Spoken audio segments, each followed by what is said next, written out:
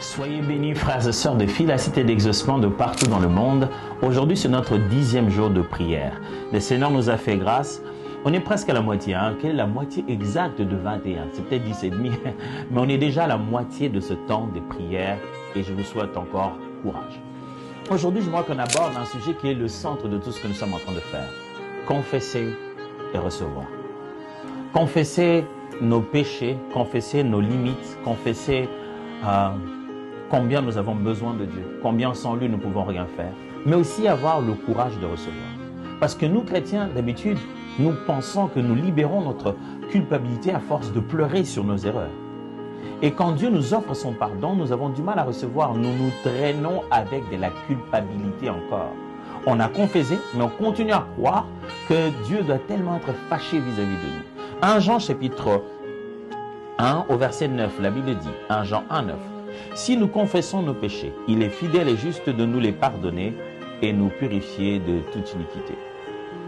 Frère, sœur, tu ne peux pas avoir cette soif de Dieu, être rempli sincèrement, si tu ne sais pas mettre dehors des choses qui doivent aller dehors.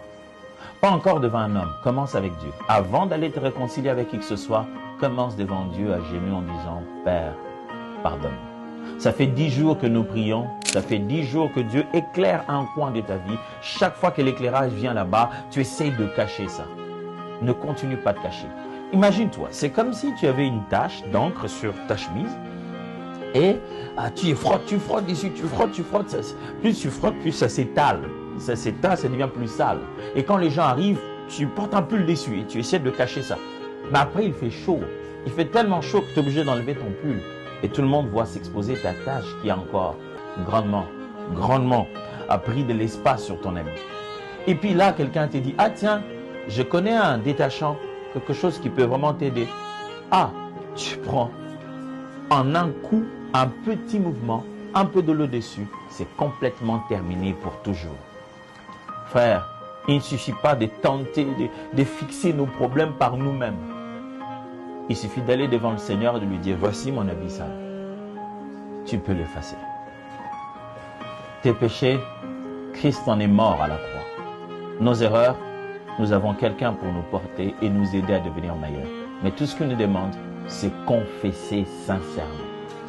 À Dieu et à qui tu dois le faire, à l'homme ou à l'individu à qui tu dois le faire. Vous savez, quand on pense de confesser, on pense toujours à comment les gens vont réagir ou comment ils vont nous punir.